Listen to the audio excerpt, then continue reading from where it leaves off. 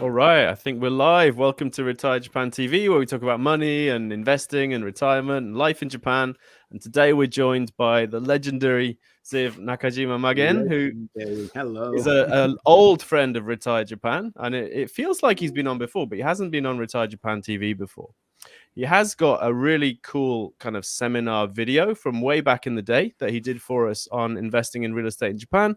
And that's what we want to talk to him about today, once we've got through the initial pleasantries. Hi, Ziv. Hello. Good to be back. Thanks for joining us tonight.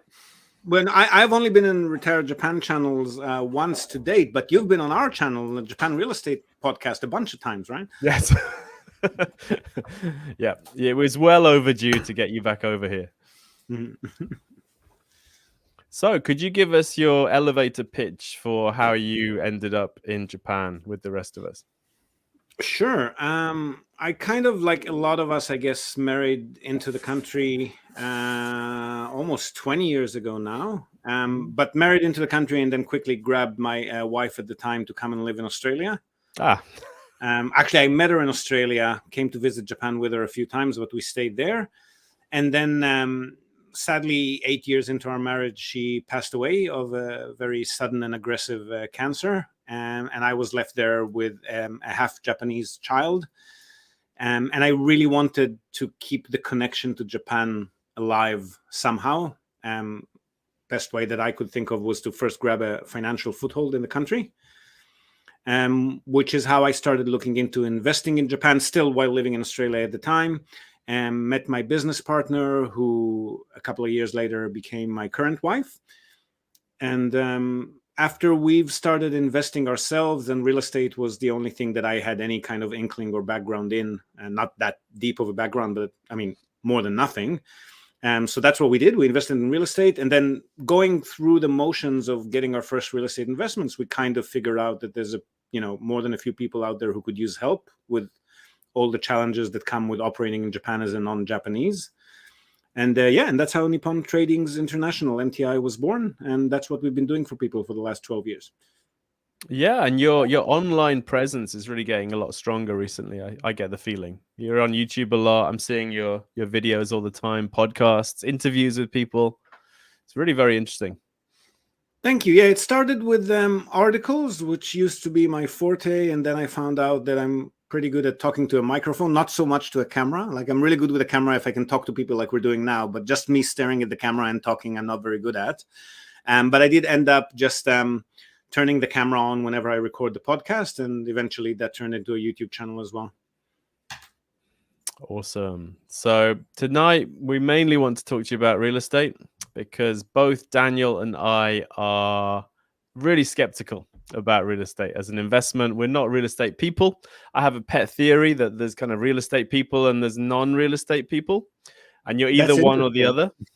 We can unpack you're that. Either naturally suited to it and attracted to it, or you're completely not. So where would you stand on that? Would you agree?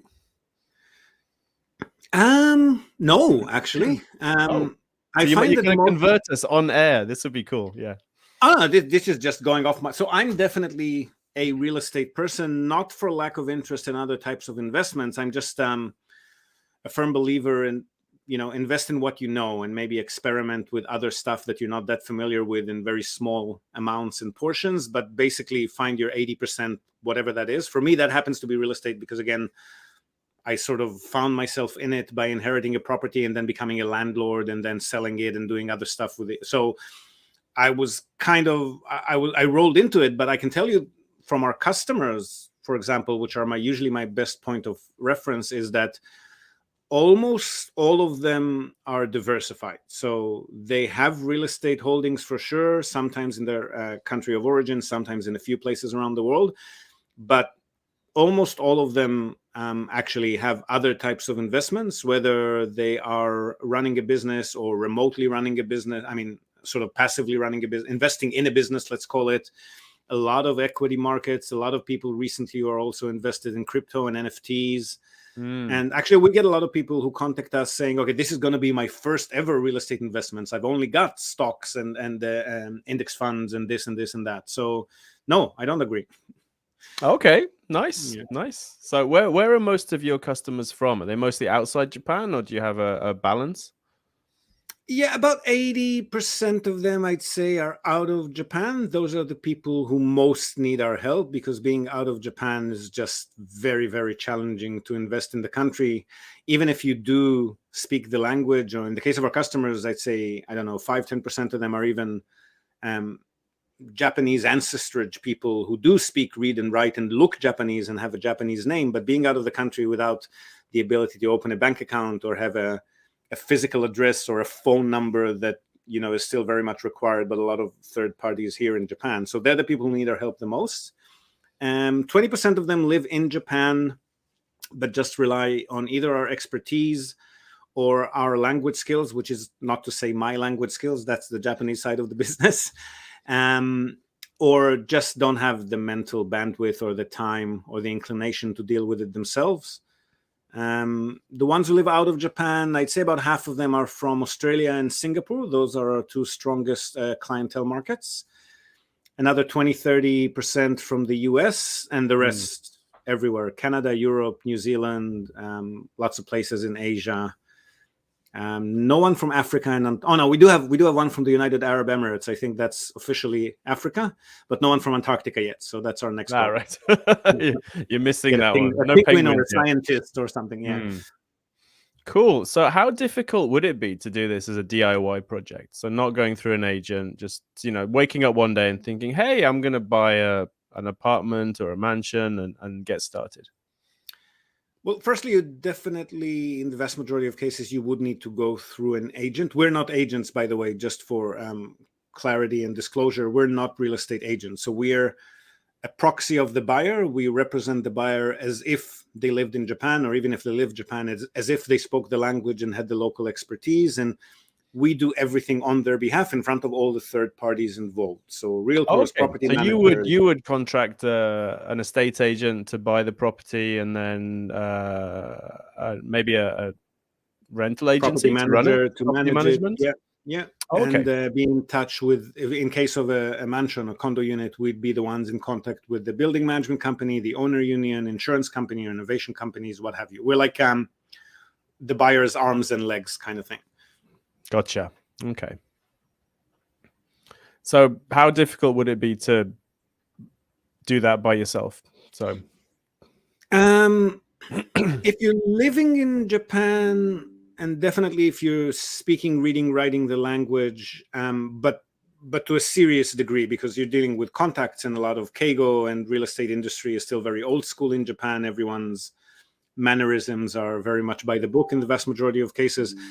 If you're on top of that, then you should be able to handle, there'd still be, I guess, I don't know, 10-20% of the realtors and sellers that just wouldn't want to deal with you because of the fear of potential misunderstandings, or the fear of gaijins, or whatever you want to call it. We've had that, trying to rent properties for my wife's business and things. We've Rent had is a whole different to our face, just like, nope, we're not going to talk to you today. I was like, okay.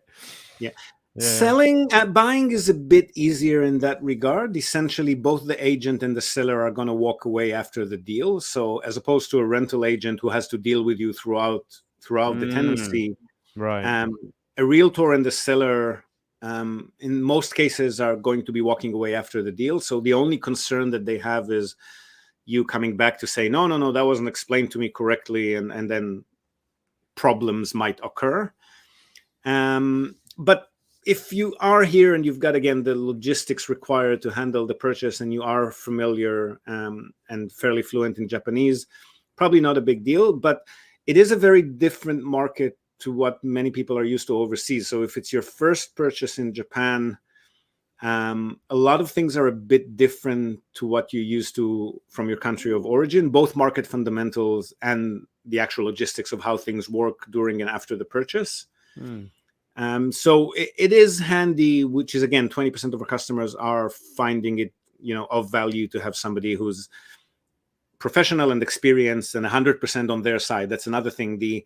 In Japan, there's this concept of the buyer side agent and the seller side agent supposedly representing the buyer and the seller, but really in the vast majority of cases, realtors are realtors. They're transactional focused. They're not gonna, even a buyer side agent would not guide you in what questions to ask or point out some things that might, you might want to consider. Or so it is good to have somebody either as a consultant or fully representing you on your side. And if you're out of the country, we've seen that change. That's probably some of the things you wanted to discuss, but we have seen that, especially in the last 4 or 5 years, change a bit in the sense that with internet translation capacities increasing over time, gaijins are definitely very comfortable going on Japanese property websites and, to the best of their understanding, searching for listings and trying to contact agents and emailing them with the help of translation apps and whatnot. So I'm guessing, I'm not sure exactly how that happened, but I'm guessing that realtors were being hit more and more and more and more by these foreigner inquiries, to the point where a lot of them are trying, right? So they do their best. They hop onto Google Translate themselves and they try to understand what the gaijin is asking, and they're trying to reply with the help, again, of a translation app. So what we're seeing these days, if in the past we were mainly contacted by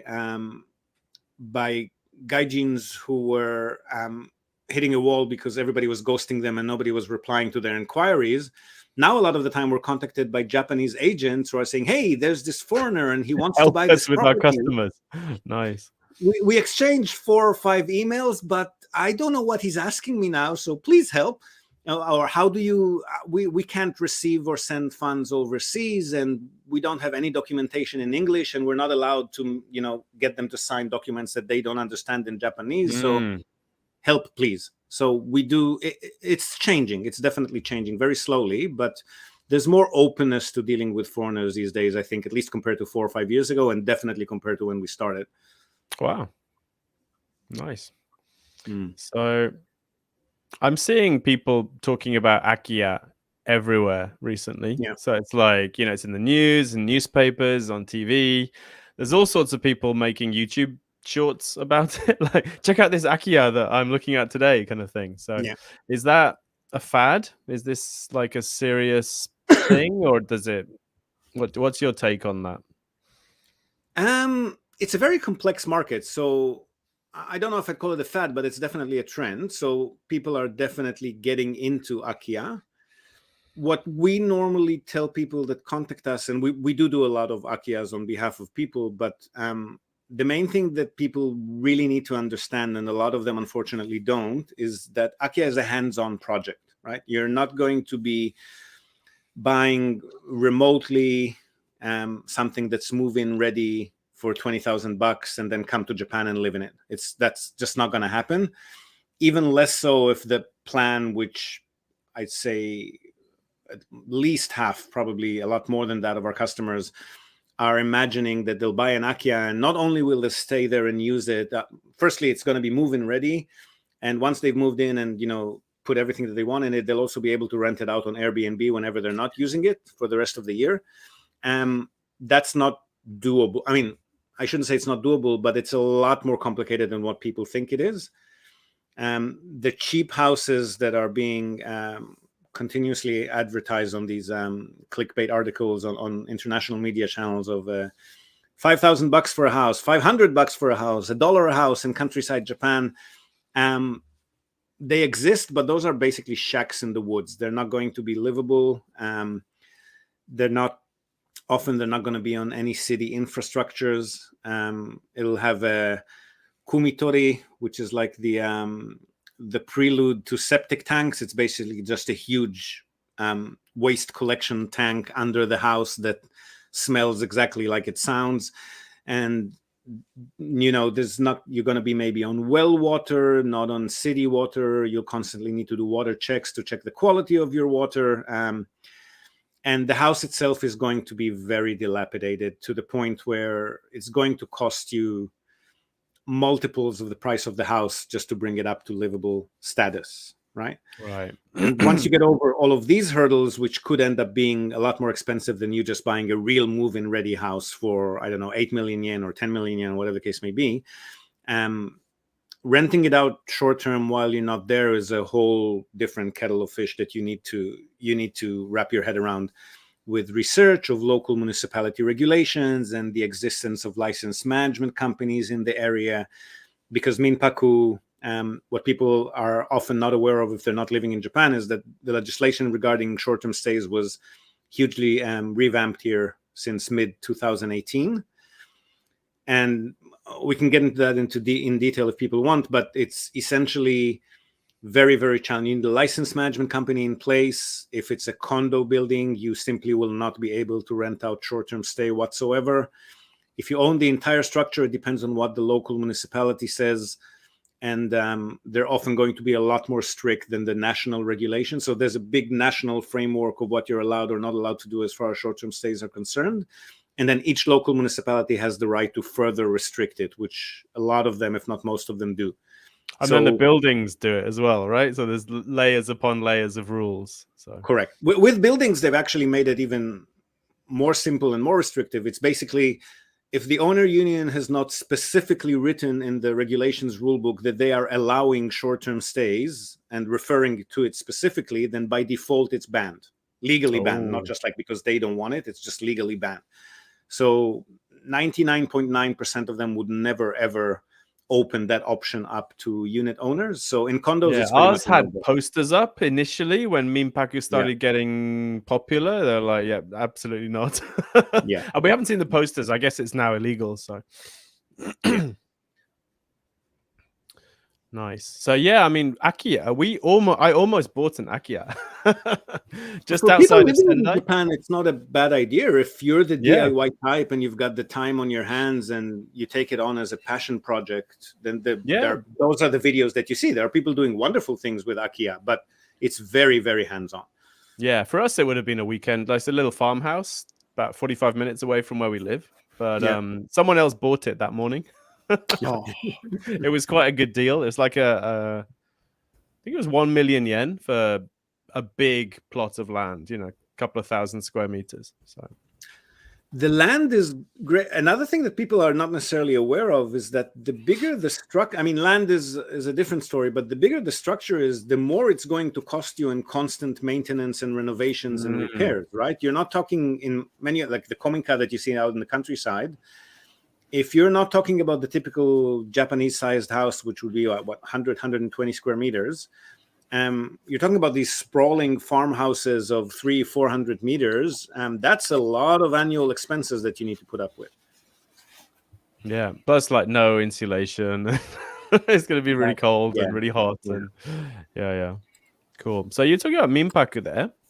So there seemed to be a kind of Airbnb Minpaku boom a while ago. Is that over? I mean, has it been legislated out of attractiveness, or? No, it's definitely not over, but it's very highly regulated at the moment. The 2018 revamp of the legislation was a double-edged sword in the sense that it ruled out casual Minpaku for a lot of people just by introducing the need for a licensed management company and all of the rules that you need to follow with the shiyakusho, with the local municipality, of reporting and complying with fire and safety. But it did have the added benefit, which it was touted on as being based on, of just all the cowboy and Indian stuff that was happening with Minpaku was pretty much phased out. And these days, if you stuff up, you lose your license. So people do have to make it safe for guests, and they do have to make sure that people are aware of what they can and they cannot do in a residential neighborhood. And Airbnb is very much alive and well, but you need to be a practitioner. You can't just do... I mean, if you're living in the property and renting out rooms in Minpaku, it's still very much doable in most cases. Yeah. But if you just want to buy a house and try to list it on Airbnb and rent it out and, come visit once a week and see that no one's dead, that's going to be a lot more challenging now. Okay, so it's become more professional, and therefore, I guess guests might trust it more now. Correct. In one way. And I mean, the cynical among us would say that it was a lot of pressure from the hotel lobby to make it so that it's going to be higher barrier to entry, and people would have to charge more, so it's not as competitive as it used to be. And you're really not seeing a lot of these 2,000 yen a night places on Airbnb anymore. But it's still very much alive and well, and people who do it well are making good money. But again, it's a full-time job. It's not a hands-off passive investment like a residential long-term lease. Okay. And hotels are like 50,000 yen a night now. So yeah. Daniel, go ahead. Yeah, the Japan Real Estate Conference I attended, there was a lady who did a talk about Airbnb in Japan, and she was saying, really, really good talk. And she was explaining how you've got to love it. And so she clearly does. And she was enjoying it because, like, financial benefits aside, she's engaging with the community. She's helping people come and stay in the community that she knows all the people in. And so she's kind of, in effect, is joining people together. And then, interestingly, she also said she was able to get referral income from restaurant owners or whatever that she gets on well with, and she can guide visitors to there. So it's, much more than just buying a place, sticking it on Airbnb, and you're done. It was really, as you say, it's like really involved. But she loved that side of it. I think if you don't love that, then it's not. Absolutely. I mean, being a Minpaku host is a science, right? It's an art and a science. You have to, and Tracy's an expert at that. You have to cater to a specific type of guest that's maybe not being served as well by the generic places that are on the market. You have to, again, supplement your income with all of these referrals and extra services that you can charge a commission on as well, right? Like if you organize a babysitter for the guest, the babysitter gets paid, but so do you. And so on and so forth. Organize tours, airport transit, whatever the case may be. It's a business. You're basically running a business, and if you're good at it, you can make good money, but you do need to be constantly tweaking and just checking vacancy rates and occupancy rates and how much is the competition charging at various seasons. And it's a business, but if you do it well, you can make good money off it. Nice. Before we go on, can we go to some questions? Clear out the chat, as it were. So I think the first question is from Kelly. So can you see that, Ziv? I can, but I'll need to maximize the screen to actually read it. Yes.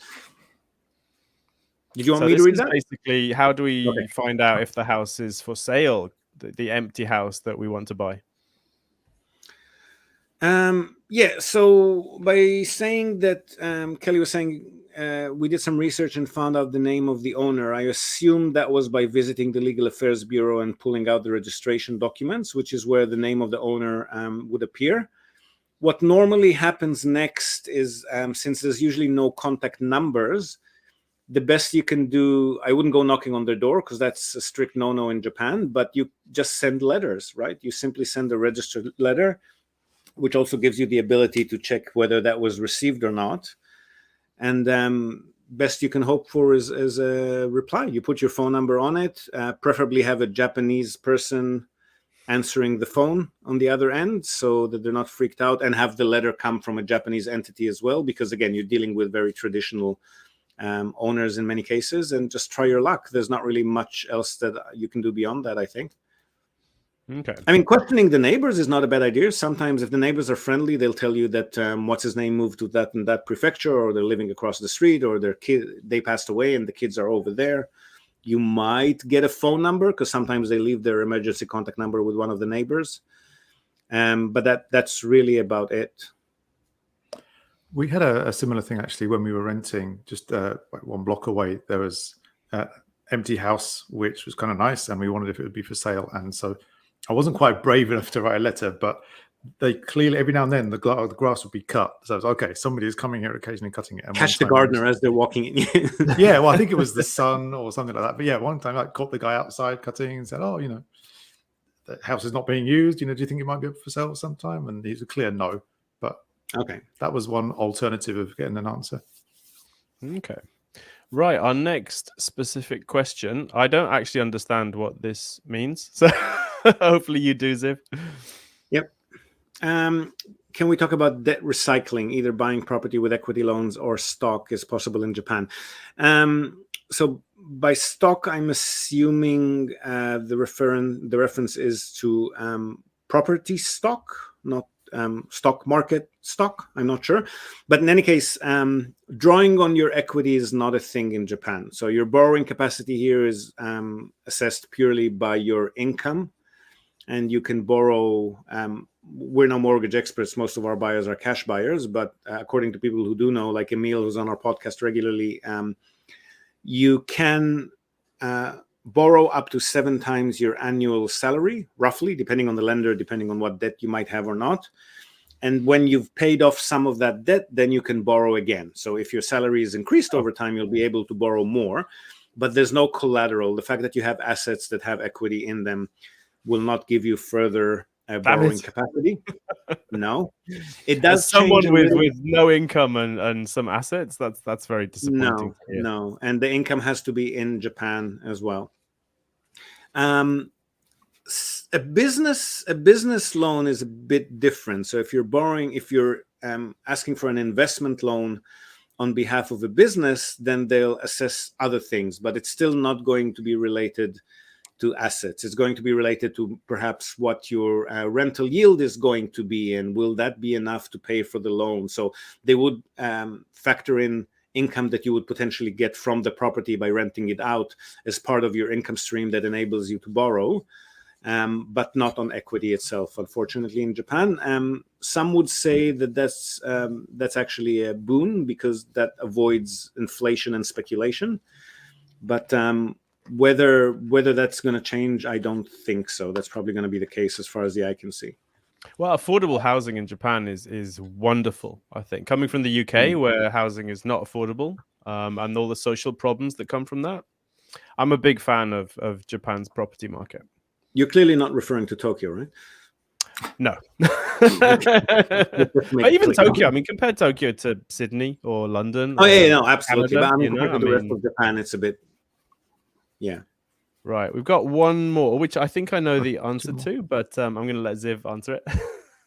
Yeah, thinking to move to Australia. Can I still own the current house and rent it out as an investment property if I move outside Japan? So I'm assuming the question is related to a house that's borrowed on. So you're paying off a mortgage, a jutaku loan, a house mortgage, residential home loan. Officially not. And I wouldn't say that you don't have to tell the bank, but assuming that the bank finds out, or either by you telling them in advance or by them just finding out themselves that you've moved to Australia, depending on the lender, how strict they are and how familiar they are with you and your history with them, you could potentially tell them that you're moving on a work assignment for a number of years. And naturally, you're going to be coming back and living it again, but you don't want it standing empty in your absence. Some of them will take well to it. Others will just say, no, you have to refinance it as an investment loan, or in a worst case scenario, you have to pay it off, right? Okay. What's the worst case scenario if you did rent it out without saying anything and then they found out? They could potentially ask you to repay it off immediately. Oh, so okay. You'd essentially be forced to sell it and pay off the loan. Right. Great. I think that more or less gets through. We've got a couple of other ones. Yeah, there was one general one about the cost of owning a house, taxes and fees and things like that. But maybe we'll get onto that, I think, in a minute. Okay. So, actually, Daniel, you had a very technical question, didn't you? Oh, yeah. I think... So as Ben mentioned at the beginning, we're neither of us are in property investment at the moment. I think I might be a bit warmer than Ben, and I keep coming back to it. I watched the UK property TV shows. I was like, oh, that looks like a really good idea. And then I sort of analyzed the Japan market, and I've actually been in touch with one of your staff, and they sent me a sort of model breakdown on a spreadsheet, which is very good. But I've never quite been able to make the final step. And so because it seems like a lot of work compared to just buying a stock or an index fund and then leaving it there. So what if you are lazy or it looks like too much work? Is there just no choice? Is it not as bad as us lazy people think? Or is there like a shortcut? Well, to understand that, clarify for me what you mean by a lot of work. Well, first of all, taxes. So especially if you take out a loan to buy the property, you then got to put that on your tax. I don't even know how it works, but I know I fill in the tax Also, form. you for have an my accountant for that kind of thing. Right. Yeah. So I had to Why, fill you in the think I know thingy. that? Are you kidding me? I just bring them the documents and say deduct everything you can. Oh, okay. Well, I do mine myself now, and I fill in the bit that says I have the mortgage on my own house that we live in. But then if I get an investment thing, then I'm going to have to go to an accountant because it sounds like it's complex. So it's either extra work or it's I do know extra people that do money. it themselves, but it depends on how much you like doing these kind of things and how good you are at it. I wouldn't presume to know, and I wouldn't presume to be interested in doing it, to be honest. So I just pass it to an accountant. Accountants in Japan, I mean, you'd have a salary or other income sources, so it'd be a bit different. I'm assuming probably a bit more pricey. But for our customers, for example, who don't live in Japan and have no income except their Japanese rental property income, it's like Ichiman yen per person a year for tax filing. It's not exactly going to break the bank. And you can deduct it, right? It's an expense of having property. Everything is an expense. Well, there's a lot of people who are buying, especially people with higher incomes, that are buying properties for all of those deductions, because then it reduces their taxable income, because they're so when you buy a property, you claim all of your purchase costs for the first 3 years. And then every year you're claiming all of your management costs and the depreciation of the property. And if it's relatively new, then you have more depreciation to claim. That all can actually reduce your taxable income so that you're paying less taxes. So again, over my pay grade, but accountants can do wonders with that. Right. This is where I feel like it becomes hard work in terms of working out whether it is worth it, because you've got all that stuff there and the potential deductions for this. And then you've got so money coming in from that, but then you've got money going out in terms of the annual upkeep and potential maintenance. And then trying to work out overall, okay, so is it worth it or is it not worth it? There's seem like lots of variables there you have to sort of calculate. Well, I'd first look at it from a purely yield perspective. Can you get the 4, 5, 6% that you'll get on your property rental income in, taxable income? So net pre-tax income from a good location, good quality Japanese property. The best of cases would be about 4, 5, 6% a year.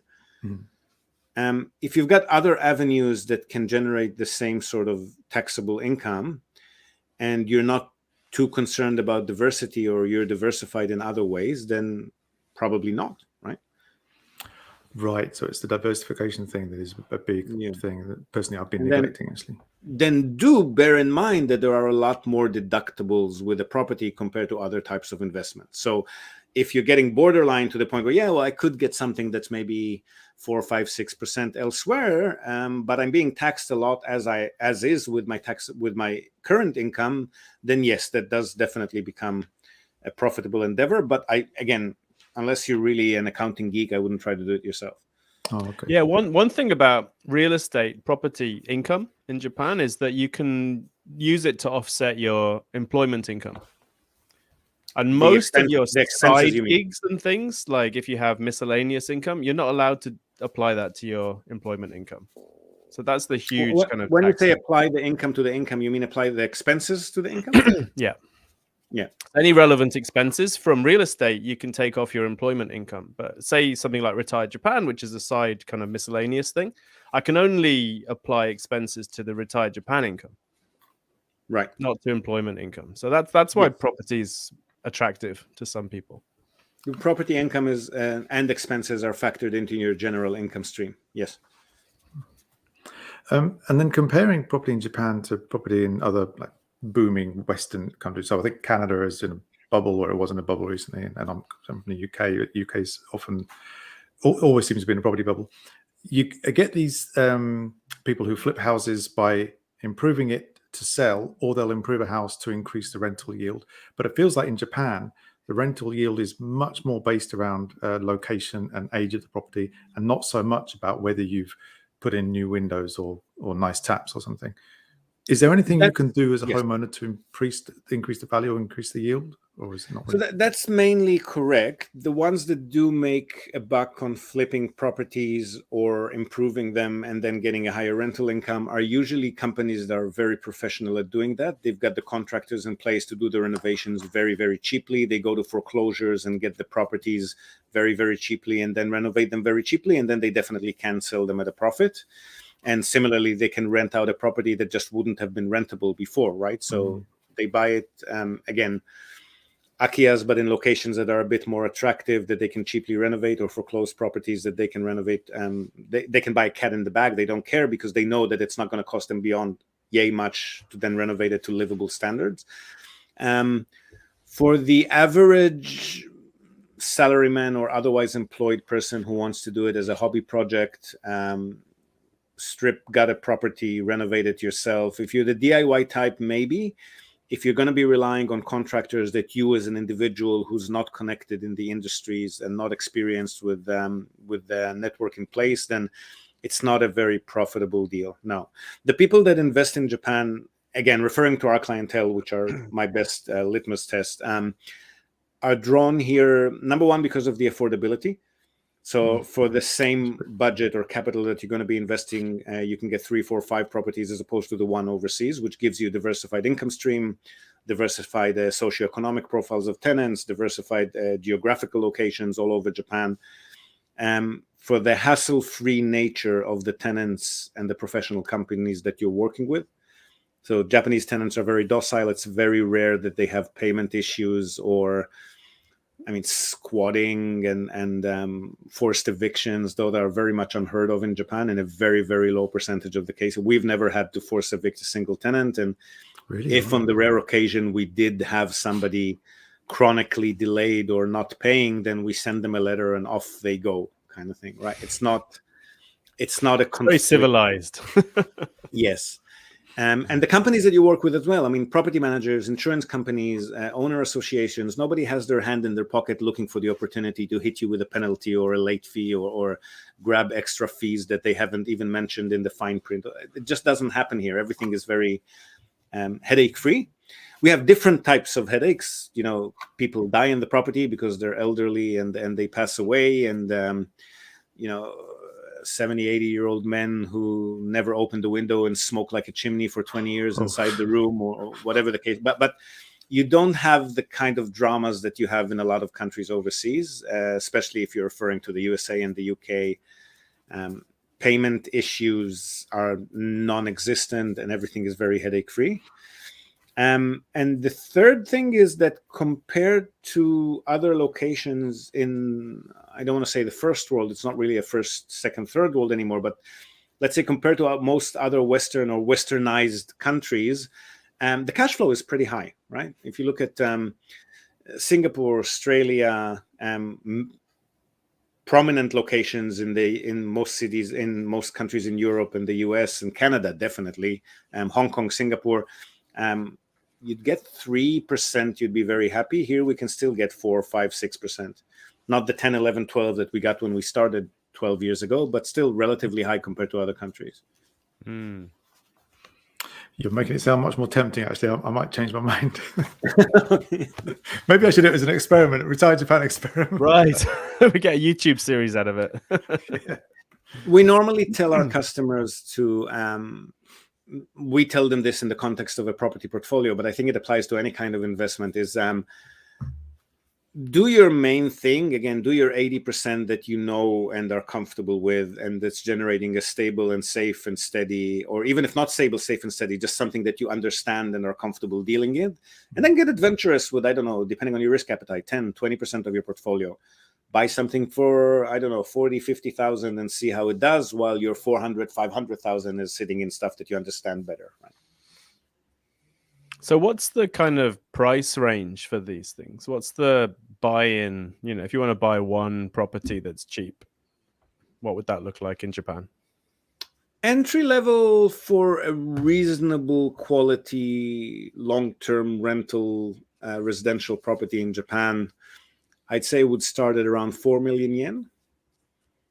They're not going to be the best properties in the world. They're going to be satellite cities, like somewhere bedroom communities within an hour from a major metropolitan center, or they're going to be prefectural capitals, like the biggest city in whatever prefecture it is. Obviously not the top 7 metropolitan centers in Japan, but could potentially be quite close to them. 25 or 20 to 30-year-old building, studio or 1-bedroom unit. These would start at around 4 million yen. To get better quality properties, better quality tenants, I'd aim towards 8 million yen as a starting point.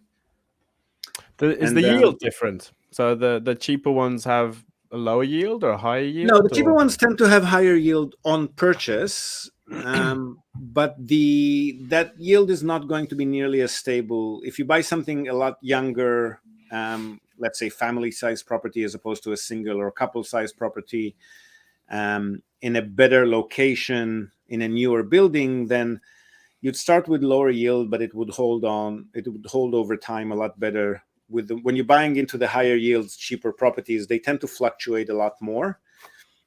Because of their age and the types of tenants that you're going to be getting, you're going to have more frequent tenant changeovers, which whenever that happens, that comes with, 2, 3, depending on location, up to, let's say, 4 months of vacancy. And more frequent, small, not expensive, but more frequent renovations and repairs, which are a bit of a headache. And also, if you're buying into older buildings and the area is popular enough, there's going to be ebbs and flows of new condos being built in the area. Whenever that happens, that creates a lot of pressure on the older building owners. And there's a bit of a race to the bottom kind of thing with the rent, where people can see, well, if I pay Niman extra per month, I'm going to get a brand new unit. Why would I get this old thing? And then there's suddenly 12 vacancies in your condo building, and everyone's trying to put the price lower and lower to get the tenants as quickly as possible. So the yield tends to be a lot less stable when you're buying a lower quality property. Okay.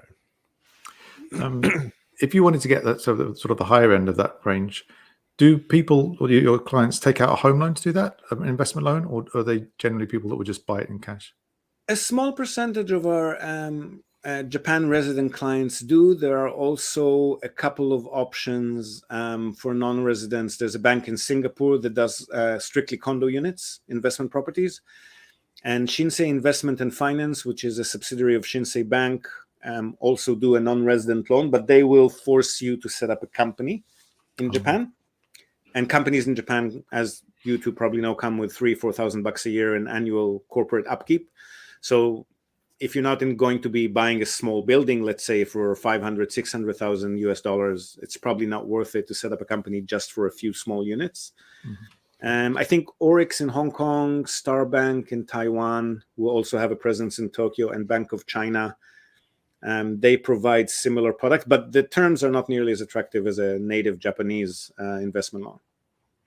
So you don't get people who get one property and then get a loan on that and get another one, sort of get a... That drawing on the equity thing, again, doesn't happen here. You can't do that. No, not at all. No. If you built up a rental income portfolio and you're increasing your income little by little, then you could borrow on that. Ah, right. Okay. But based on the income, not the value of the building. Not the value of the asset, yes. Interesting. So all those books from America on real estate investing out the window. No. Invest with other people's money. Leverage your asset. No. Yeah, I bought 30 buildings in 2 years. I know a lot of them do, and it's a strategy that can work unless there's a sudden economic downturn. But let's not get into that. But if depending on your budget, we've mentioned 500,000-600,000 in case you want to set up a company. But there are definitely still small buildings in relatively good locations in Japan that our customers regularly buy that start at about 35 million yen, right? So you could buy a 4-unit aparto, like 2 floors, 2 units in each floor, or a little bit over that if you increase your budget a little bit, maybe up to 8 or 12 units, that you could buy for, especially with the current US to Japanese yen rate or whatever other currency you're dealing in. If you're bringing money from overseas, it's even cheaper. And then you also own a larger land plot, which is the only thing that can appreciate in Japan. And you have the flexibility, which you don't have in a condo unit, to do with the property as you please within local municipality regulations. So you can definitely easily rent out rooms by the month. You can decide that you're allowing commercial tenants in there. You can, if you're qualifying and complying with local municipality regulations, you could try Airbnb. down the track, if the property is not as profitable as you thought, you can raise it and set up a logistics warehouse facility, or whatever you want. You have the flexibility to do with the property as you wish, and you have more growth potential because you own the entire land plot, not just a fraction of it like you do with a condo unit. Right. How easy is it to rezone? Like, is that necessary? If you knock down your apartment building, can you build a huge house on the plot, or? Huge, no. So usually zoning regulations become stricter over time, not more lenient. So if you've purchased something within the last 5 or 6 years, zoning regulations most likely have not changed that much. But if it's something that was built 20 or 30 years ago, there's always almost going to be need for you to at least set back when you rebuild. So you will actually build a smaller structure. But if you had a house, for example, that covered a large portion of that land, you could potentially build a 2-3 floor unit apartment on it, and that would increase your rental income, right? So depending on what you bought and how big the land plot is and what the current zoning regulations are. Awesome. So you mentioned people dying. Like, is it as bad as the rumors say? If your tenant dies, do you have to like burn the building down? And No. So, first of all, there's a huge difference between a natural death and a suicide or murder. I haven't had any murder properties. We have helped the customer buy one suicide property, but most of the cases that we have, and it's a lot more common than you think, I'd say about 5 or 6% of our tenants die in their properties just because they're old, and they're usually, especially with the 1-bedroom studio type units, they're destitute pensioners who are not really in touch with their children, if they have any children, or a child or a sister might come and check on them once a year, kind of thing. So often they simply die in the property. That particularly is not such a huge stigma. Recently, actually, a legislation was passed which finally made that distinction between murder, suicide versus natural death. So natural death these days, you don't need to report to the next buyer or the next tenant in line. That's not to say that they're not going to find out, because there are plenty of websites that advertise that. And also the agents, being Japanese, are feeling a bit uncomfortable not to disclose that regardless of the laws. And we also feel it's a fair thing to let people know that this is what happened. You'll find it a bit more challenging to rent at the same rental income a couple of years down the track, or the next tenant in line, let's say. It becomes a lot easier after one's moved in and then moved out again. Murder, suicide would be a lot more challenging. That definitely carries a stigma, not just for Japanese, but for all Asians. We haven't dealt with those properties, but the important part is that if you're buying a tenanted property, or you're buying an investment property that you're planning to tenant, you just get landlord insurance. That's like a basic thing. It's going to cost you peanuts, like 5,000-6,000 yen a year. And that covers you for up to about 1 million yen in renovations and repairs after the death, which is important because there's all kinds of special cleaning and Buddhist purification ceremonies that need to be done. But far more importantly, it covers you for up to, depending on your policy and how friendly you are with your insurance agent and how much work you've given him, but between 1 year to 2 years of reduced or non-existent rental income. So the insurance company will pay you for a period. In our case, it's up to 2 years, but I think that's probably because we've got hundreds of properties that we've insured with the same company, so we'll probably get better terms. But definitely up to 1 year of missing rental income while you struggle to find tenants at the same level of rental income. And then towards the end of that compensation period, you just advertise it for a really low rent for the next tenant in line, maybe try to make it a fixed term lease instead of a long-term lease. The people who are looking for these super cheap rentals are probably going to agree to a fixed lease as well. And then once they've concluded their tenancy, you just go back to normal. Right. Okay. You mentioned landlord insurance there, and this ties in, I think, with the question earlier about costs. So landlord insurance sounds like that's not very much, but also there would be on any property earthquake insurance, I think, isn't there? So yes, they call it earthquake. They call it fire insurance, but it covers a bunch of natural disasters. Right. And then if it's in a mansion, apartment, it would be a management fee and a building maintenance fee as well, I guess. If you're renting it out, it'd be a management fee, and then management fee and reserve funds contribution. Yes. Right. And then property tax. And then if you're making a profit, you would pay income tax. Is that Depending on your portfolio, if you've got an accountant who knows what they're doing, you're probably not going to pay much income tax. Again, like back to our conversation previously, you might actually be able to reduce your income tax. Right. Are there any other property taxes on the rental cash cows, which tend to be not more than 3 bedrooms, slightly older buildings, let's say, that usually boils up to not more than 50,000 yen a year. Yeah, ours is about and that. The building fees you would factor into your yield calculations from the get-go, right? So if you know the rental income is Goman or Juman or whatever the case may be, you deduct the building fees from that. You deduct the property management fee, which is usually 5% plus tax, or 5.5%. And then you arrive at your bottom line yield, and you evaluate that before you pull the trigger on the purchase. It's not going to be a surprise. You're going to know all of that information. Yeah, property management fee, only about 5%. It's much less than I thought. No, I mean, we get 3-4% because we work with the same property managers and we give them a bunch of properties to manage. But the industry standard is usually 5%. Oh, wow. Okay. Actually, in Shikoku, for some reason, maybe because there's not that many property managers, they are actually feeling very justified to charge 8 and 10%, which is why we don't do much business there.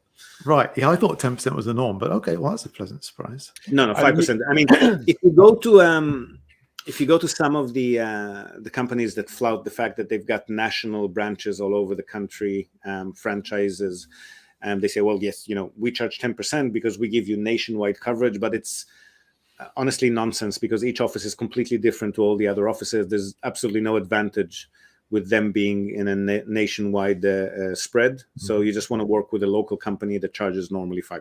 Oh, okay. Interesting. So, and you charge a fee as well, presumably? If somebody needs us to manage the portfolio or manage the managers, so to speak, on their behalf, then we charge a minimum fee of 3,000 yen per month if they purchase the property through us, or 4,000 if they purchase it elsewhere. And for that, we will be the contact person for the property manager, the building management company, insurance company, renovation, repair, whatever the case. We charge other fees upon vacancies. We charge half a month upon repopulating the property. If we have to do any non-routine work like submit insurance claims or apply to court in case of, for example, an absconding tenant, then you have to get a one-sided termination order from the court. So those kind of things we just charge by the hour, but basically it's 1 monthly hour. If you're buying a property that generates beyond a certain amount, we just charge 2%. Okay. So worst case, you'd come up to 7%, 5% for the property manager, 2% for us. Mm-hmm. Okay. And then would that come out of the yield, or you would calculate that? We present, I can share a screen if you want me to, but we basically give our customers spreadsheets that factor all of that into it. And the net pre-tax yield that they see at the bottom is what the property is actually going to be yielding per year on purchase. As it gets older, building fees goes up. What we've discussed earlier, if there's going to be extra demand in the area, you might have to reduce the rent a little bit. Japan salaries haven't gone up much in the last 20 or what years. So you're not going to be raising the rent in the vast majority of cases. So what tends to happen over time is as the building ages, you're going to be reducing your yield, not increasing it. There's no rent hikes.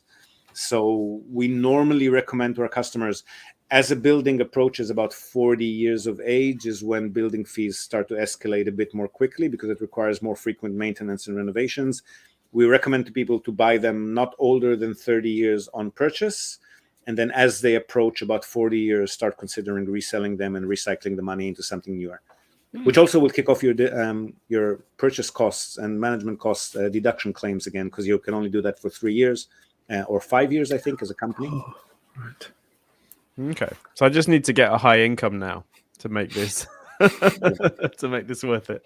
Cover Retire Japan with ads. I heard you officially retired, Ben. Is that right? I lost my job. Yeah, I mean, that sounds like officially retiring.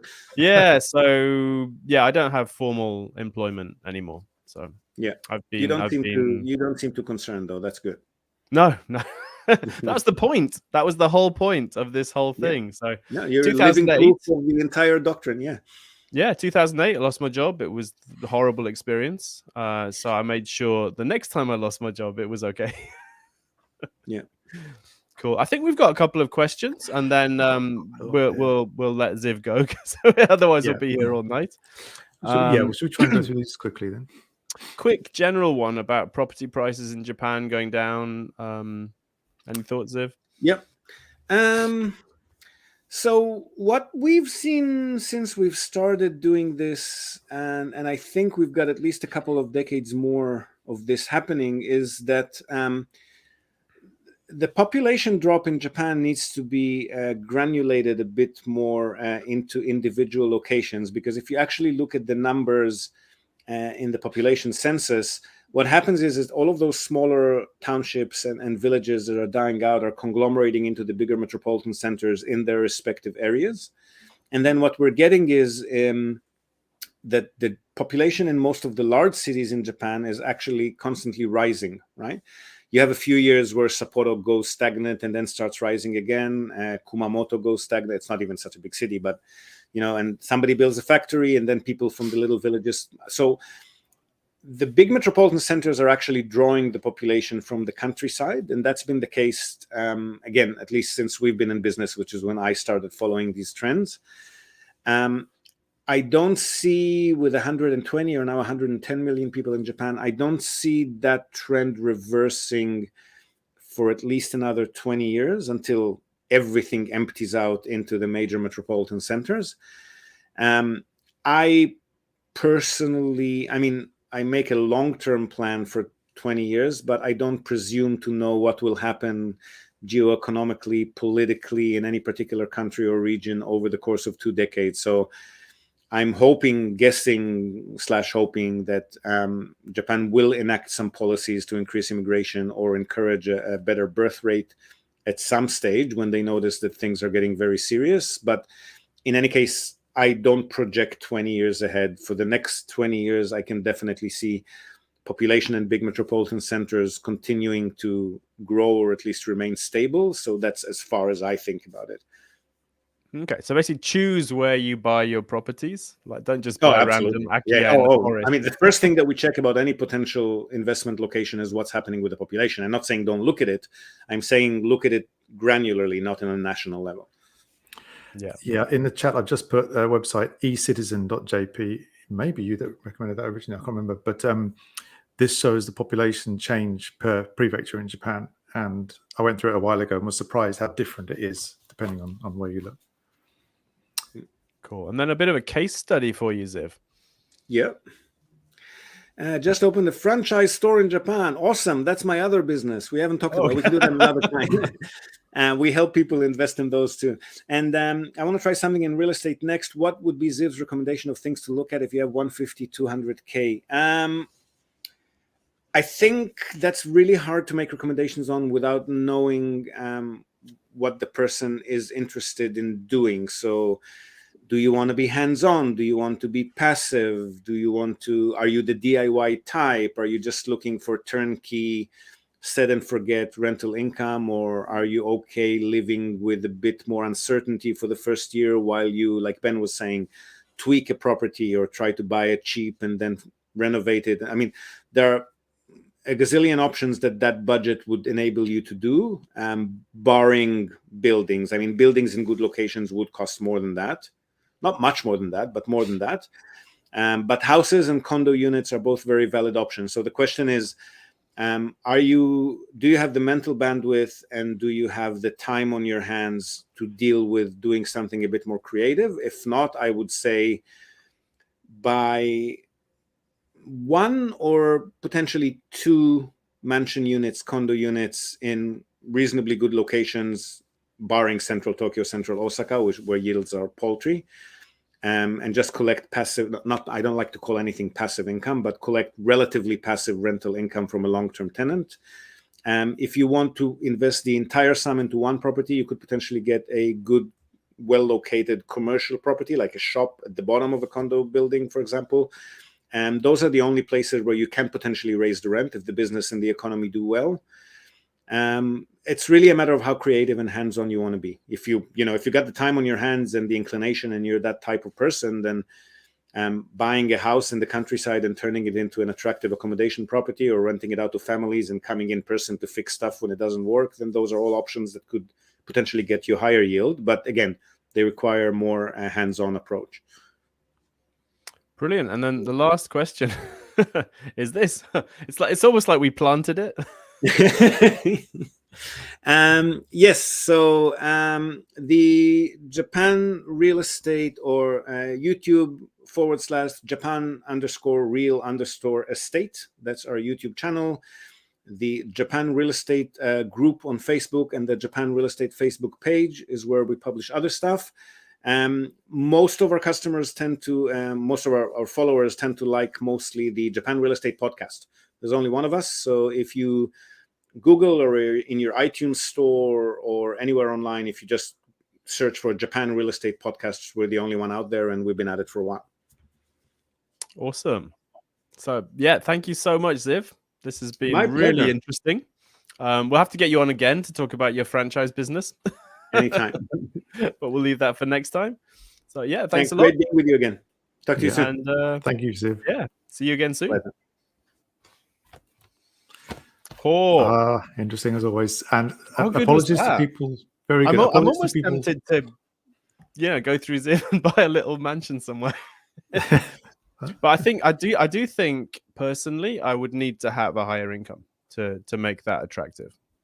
Right. Yeah. Because right now I don't really have any income. So Yeah. I'd be missing out on like half of the value of owning physical real estate, I think. Right. Yeah. But you could do it, and then we could do a little mini YouTube series about Daniel's real estate adventure.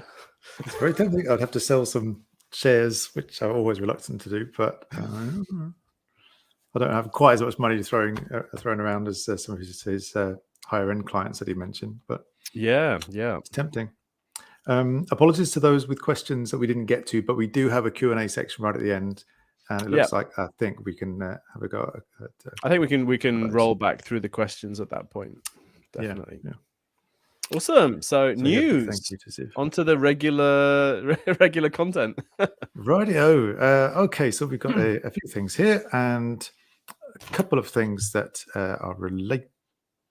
Oh, no, not related actually. But one of the first things I saw from a while ago was the Tokyo Stock Exchange have announced that they are going to make it mandatory for the higher top companies, or the larger companies in Japan, to disclose their results, regular information in English as well as Japanese. And I think the only downside is it doesn't have to be exactly at the same time. I saw, but so you can front run it if you read Japanese or if you've got good translation tools. Yeah, but to encourage international investors, it's going to be compulsory for the big firms to have their results in English as well as Japanese. Okay, so maybe not traders, but like long-term investors should find that quite useful if they're not comfortable reading Japanese reports. Yeah, that's true. Yes, I'll certainly be looking forward to that. And another thing related to the sort of the expansion, I suppose, of the stock exchange or the stock market here is that they're going to expand the codes from the current 4 numbers only to 5 or 4 numbers plus a number and a letter, I think, or is it just a letter? Oh, okay. Anyway, it's going to be 5 figures instead of 4. So we'll see new style codes coming soon. That multiplies the possibilities by like 26, doesn't it? It's even better than adding an extra number. Yeah, there are many more companies floating on the stock exchange, I guess. Because right now, I believe the first number represents the type of company or the sector. Yes, so like all the banks have the same starting number, for example. Yeah. So I guess some sectors might be getting a bit crowded now. Yeah, probably. Yes. Next up, we have Japan announcing that they're going to lengthen the time for digital nomads to stay in Japan. So you're coming from overseas, you want to spend time living in Japan. The limit previously, I think, was 3 months, and they're going to extend it up to 6 months, which is still much less than many other countries, which would have a year or 2 years. That's true. That's not quite fair, I think, because a tourist visa is 3 months, and you're not allowed to work on a tourist visa. Whereas this digital nomad thing, you are allowed to work for companies outside Japan. Oh, that's true. It's Yes. slightly better. But yeah, 6 months doesn't seem great. And there's an income requirement, I believe. Yes, there's always restrictions, aren't there? You have to be able to show that you have annual income of at least 10 million yen. So roughly the equivalent of $68,000 or so. I think they just want to keep out all the YouTube streamers and people. The influencers. Yeah. Possibly. And you have to be resident of one of the 49 visa exempt countries that they specify that have got a tax treaty with Japan. That's fair enough. enough. A few limitations. But if you get it, sorry to interrupt you. If you do get it though, then your spouse and your children are also granted entry, not just you. Okay. Bring the family over. Come on. I think this is another one of those visas that no one's actually going to apply for. Yeah, it looks tempting, but like a few years ago, they made that special nursing visa, and they were expecting to get tens of thousands of applicants, and they got like 23. So yeah. And I think there will be some digital nomads who would come over here on a tourist visa, do work from cafes and stuff, not say anything about it, and then move on to the next country after a couple of months. So yeah, it's going to be a special type of person, isn't it? So I think so. Right, what else do we have?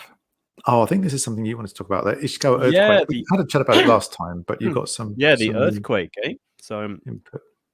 It seems that conditions in the Noto Peninsula are still pretty terrible, which means I'm even more disappointed with the government response at this point, because it seems very different to 311, where they're actually quite quick coming in and helping people and getting things fixed up. And yeah, it seems like people are still living in the gym with no running water and stuff like that. So pretty terrible. So if there's anything that you can do to help, either through donating money to various charities that work in the area, or by getting Furusato Noze stuff from the area, because I think you mentioned this last time, didn't you, Daniel?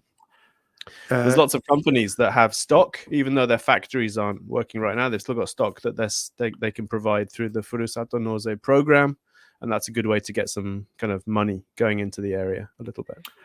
Yes, so I did this last time. It wasn't actually Furusato Noze. It was Spoon and Tamago, great website, and they announced. Oh, here we go. Local Noto businesses that you can support, and so on their blog post they list a few companies that are still trying to do business online.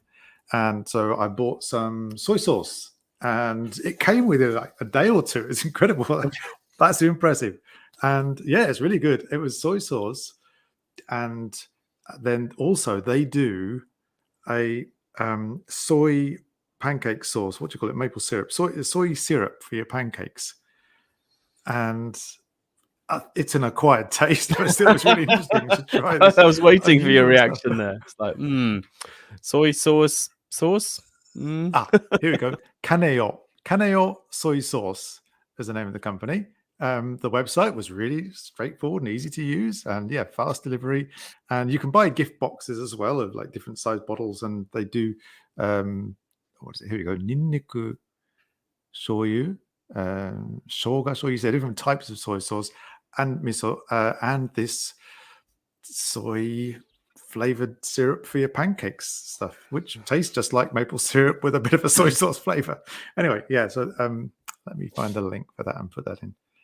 I saw they had gin. I was quite interested in the gin on the Spoon and Tamago websites, at least. So online businesses that still doing business in Noto areas you can support. Excellent. Yeah, we'll put that in the description as well after the show. Yeah. But my main point about earthquakes, though, is something that we kind of discovered. I wasn't really thinking about this before we had 311 here in Sendai. But basically, if you are able to, then leaving the area entirely is a really good idea when something major like that happens. For two main reasons. One is that your life gets much better because you have access to food and water and accommodation and shelter. And also you're taking pressure off the area itself. So rather than taking up resources, you're not taking up resources. So if you've got a car and you're able to, maybe leaving the area might be good in the aftermath of a big disaster. If you need to stay in a cheap hotel somewhere for, like, say, a month or so, how can you afford to do that? Well, when we had it, the hotel was actually subsidized for people Really? evacuating. I think that might have been because of Fukushima. Mm-hmm. It was more of a kind of perceived need to evacuate. But we were able to stay for about a month in a really nice hotel with like a big bath and onsen and stuff. And I think we were paying about 1,000 yen a night for a room. What? Wow. Because the Obviously special prefecture was circumstances. subsidizing it, and the hotel was Right. really happy to rent out the entire hotel to people fleeing or Right. whatever. Mm-hmm. Wow. I suppose even if you haven't got a subsidy, this is why I think you in particular and most financial experts will recommend building up. Like the first thing when you sort your finances out is you build up an emergency fund of how many months would you recommend? It depends. So I'd probably at least 3 months of living expenses so you can get by. We've got more, so we've got quite a bit more in cash in the bank. But whatever you're comfortable with, so whatever you think would be enough to get you through an emergency. And most people, the emergency is going to be like flying home suddenly because of an emergency. So you have to buy an expensive plane ticket, maybe some kind of car accident where you have to pay half the repairs to your car or something like that. Yeah. Medical emergencies in Japan tend not to be too expensive because of the large medical expense cap system. Oh, but still, you're going to need maybe 10 man for an operation if you go into a hospital. So I'd say at least you want kind of 200,000 or 300,000 yen if possible. And you don't need to save that tomorrow. You can build it up over time. But yeah, I think not having access to that kind of money, whether it's in the form of a credit card or cash in the bank, is probably not a good idea. Yeah. Because the last thing you want, if you're in some horrible, stressful situation, is to be worrying about how to pay for it. Yeah. Because that's going to make you twice as stressed. So I was trying to explain that to our son, starting to go out into the world on his own. Okay, so, it's a good idea to have this, any money that you get, like from your grandparents or whatever, let's start building an emergency fund. So why do I need that? For an emergency? I've got what? you. What could happen? Well, yeah, that's one thing. And of course, being a young person, they're invincible. So, what emergency could I possibly need that for?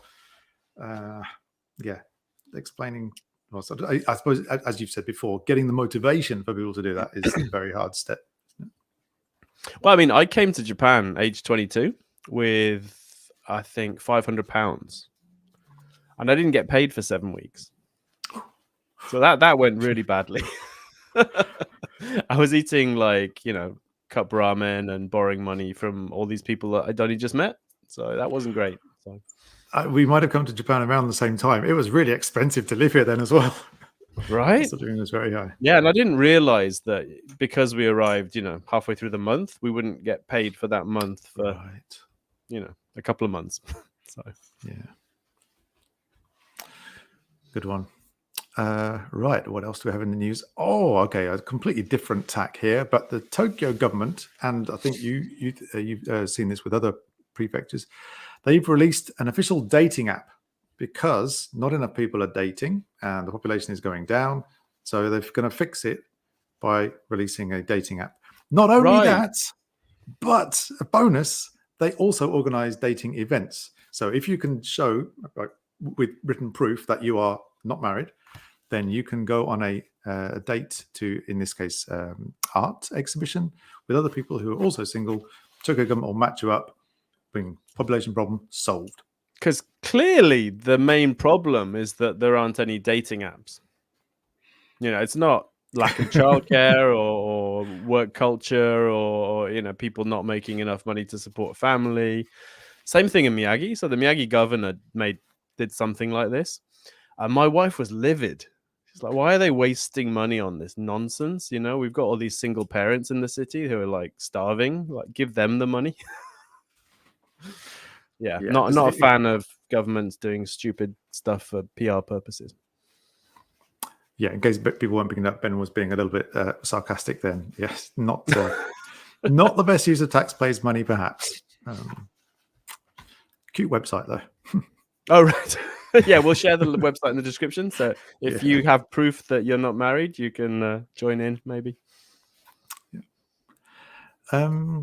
Right, next thing. Oh, I've got a good one. So we're going back to stocks and shares, and as you know, I'm kind of a fan of Kabunushi Yutai. Kabunushi Yutai, You are into that. I am, yeah. In fact, just booked a hotel stay up in Kinaga Onsen in April, and yeah, it's almost Is that a half shareholder price. benefit? Yeah. That's I've had the catalog gifts and stuff, but when you calculate it, it's like it's not that much compared to what you're actually buying for the shares.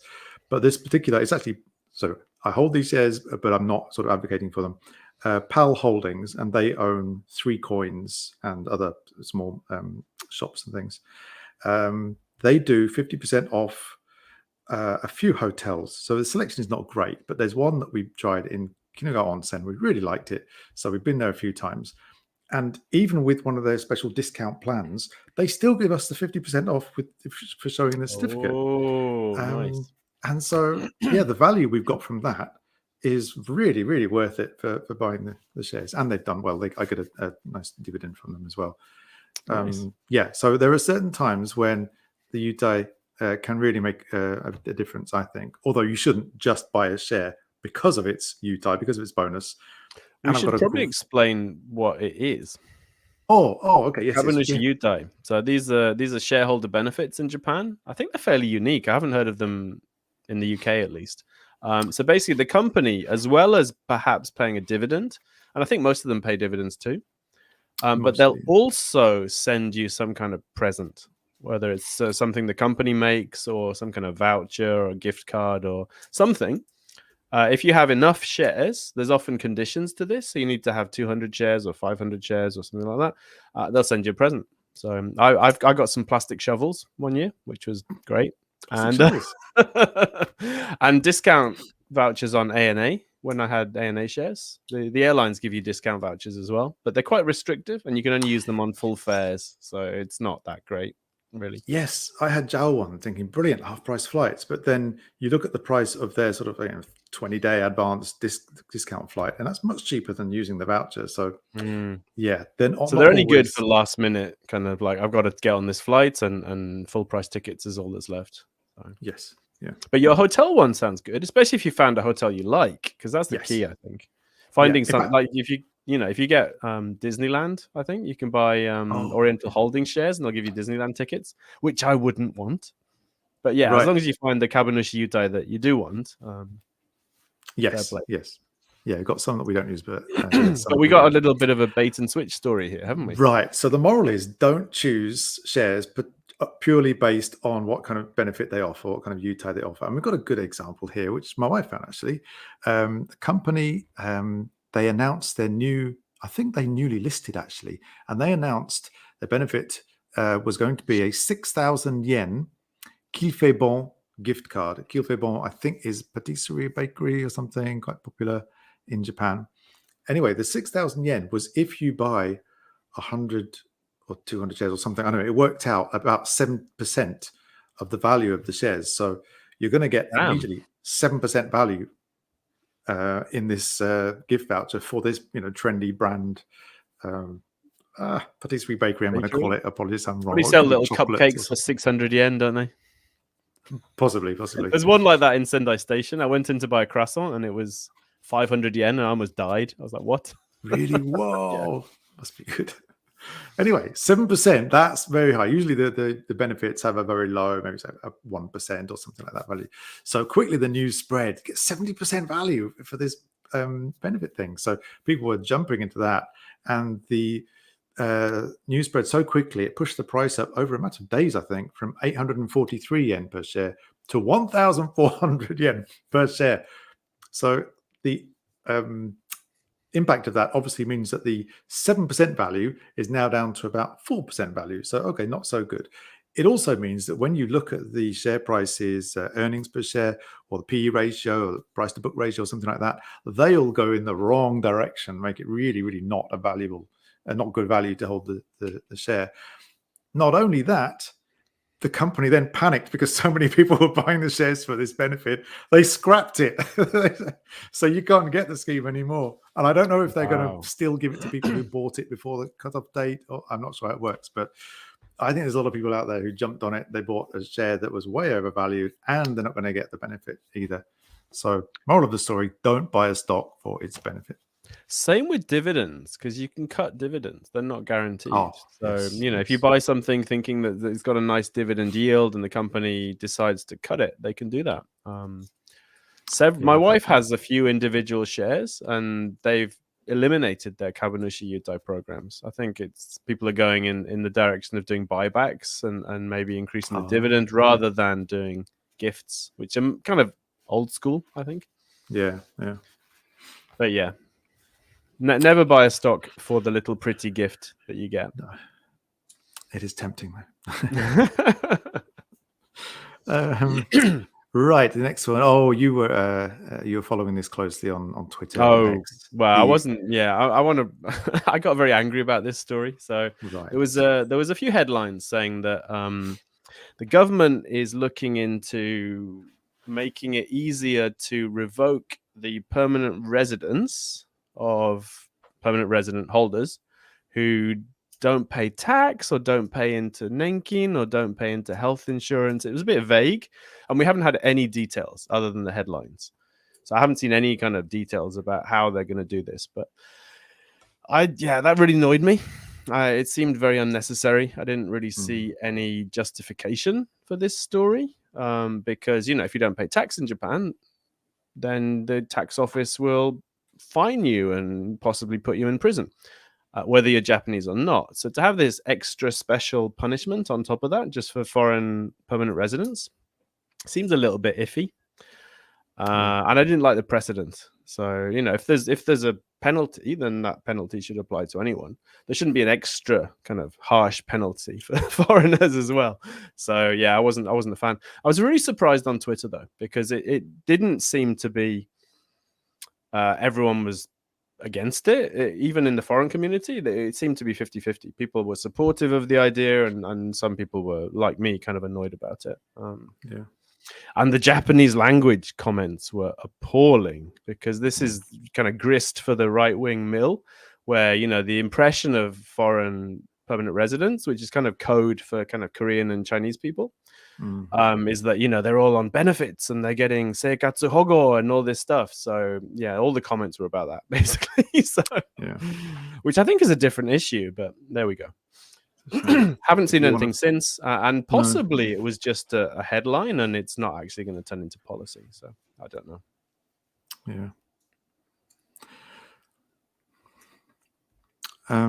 Let's move on to something a little bit, I don't know about lighter, but not quite so anger-inducing. So this is two steps to this. The first step was the IMF, the International Monetary Fund, urged the Bank of Japan to end bond yield control and the huge asset buying that the Bank of Japan has been doing. So it said that I think it actually praised the Japanese government. They said that they've been doing well, getting the economy under control, helping domestic demand to recover. But now it's time to stop all this easy money and then, gradually raise short-term interest rates. So IMF basically telling Bank of Japan what to do. I think I read somewhere that the Bank of Japan said, "Oh, thank you very much. We'll consider that." Which you bet. Yeah, I'm not sure that IMF has Japan's best interests at heart, to be honest. Right. Of course, Japan doesn't want to do anything with interest rates in particular because they've got so much debt. It's going to increase their debt payments. And then a few days later, in fact, I think it was yesterday or the day before, Japan unexpectedly slips into a recession, is the headline from the BBC. So that's 2 quarters in a row where the economy went into negative figures. So no chance they're going to be increasing. Well. I see. Yeah, I wasn't aware of that. UK is also in recession now, so we're not alone. So yeah, pretty much no chance, I think, that the government's going to increase interest rates soon on the back of that news. Yes. Cool. So the section of the show that everyone is waiting for, we can see, the audience is just hanging on for this bit. Daniel's money tip. Yeah, I need a banner and some shiny things. Need a xylophone. Right. Okay. I got 2 actually this time. 2 quick one. 2 for the price of 1. Yes. Awesome. Yes, listeners. The first one is just something I came across by accident. Booking.com, looking for a hotel, and you look at various options, and okay, yeah, I'll think about that. And then a bit later on, checking again on my phone, and it gives me a special mobile only price. It's like, really? So in the end, I didn't book it, but I was surprised. Like, is that really a thing, or is that just a Booking.com thing? I'm not sure. But then we were planning to go to Hawaii to visit our son that I talked about earlier. Ooh, very nice. And Outrigger has a small chain of hotels over there. Checked out their hotel prices, and then later in the evening, in bed actually, I was just sort of flicking through, checked the same thing, and their special offers page has a mobile only discount, which wasn't there on the desktop page. Is it actually a discount though? Is it not the same it price? Was about $100 less than the regular price, and it wasn't available on the discount site. What? So you get $100 a night off for using a phone? That's crazy. Apparently so. I never do anything on my phone. They're crazy prices anyway, several $100s. I didn't go for it. But yeah, that was really surprising. If you're booking a hotel, check on your mobile phone before booking it, because just in case, whether it's through the hotel directly or through Booking.com or some other site, it might be more widespread than I realized, but it's a thing. And I don't know. Obviously, I mean, I knew about the, use an incognito browser window, because sometimes they give you a higher price if they think that you're likely to buy it or something. But a different price for going through that's not right. Yeah. Well, we're gonna be sitting here with like an iPad and a phone and the computer and logging into everything and comparing prices. Yeah, so on the one hand you think, oh great, that's discount, but then on the other hand it's like, wait a minute, if I hadn't checked my phone, I would have had to pay $100 extra for no reason, just for using a different device. Yeah, mixed feelings about that. Okay, right. Well, it's an easy one to implement at least. So next time you go and book a hotel, see if it's different through the app or whatever. Yes. Right, my main money tip. My main money tip is based on what I did this month when I got, probably like many people, an email reminding me that I've just paid my monthly price for this whatever subscription I'm subscribed to, and I must cancel that one day. I took probably a morning and just, right, that's it. I'm going through my subscriptions because they keep coming up in my email box, and I think, I'll get to that. I star it and I'll get to it. I made a table, first of all. I went through my credit card statement for the month, and I went through PayPal. PayPal's pretty good, actually. It actually goes, PayPal's great. Lets you look at your automatic payments. So it's really easy to see. Anyway, I actually made a note of everything in my credit card statement that I knew was a recurring thing, and I put them into a spreadsheet, how much is going out. And this is such a Daniel story. I was shocked. The first thing you did was make a spreadsheet. Yeah, I love spreadsheets. Yeah. So anyway, because I wanted to track it, and obviously I want to share it here as well. And so I figured, I'm not going to say any numbers at first. Anyway, I knew that there was things I would not using, I could save money. So I went through, and some of them were annual as well. This is it. I'd forgotten. So I actually went back 2 or 3 months and got rid of several. And then in my spreadsheet, I changed the annual ones to a sort of monthly calculation, so I could work out I changed the monthly ones to an annual calculation, and so I know how much I'm paying per year for each of these subscriptions. And then I go through and I actually go and cancel a whole bunch of them. And the ones I was on the fence about, in the end, I just thought, no, what would Ben say? He would say get rid of it. So I went and cancelled those as well, because you can just go and that they're going to be happy if you sign up again. It's not going to You might even get a free month or something. Oh, that's true. Yes, good point. Yeah. So anyway, question: how much do you think I saved per year by going through all the annual and monthly subscriptions I've got and cancelling everything I'm not using? I want to know how much you were paying per year. I can't say. You can't. Well, I will in a minute. But go on. How much? So, people, this is. I want to tell you, I took maybe 2 to 3 hours of work, and how much money do you think I saved from 2 to 3 hours of work? I dread to think, if I added up all the random subscriptions that I have from my wife's school, Retire Japan, me personally, it's a scary number. I should probably do this exercise. Percentage-wise, I think you probably saved 60 or 70% by cancelling stuff.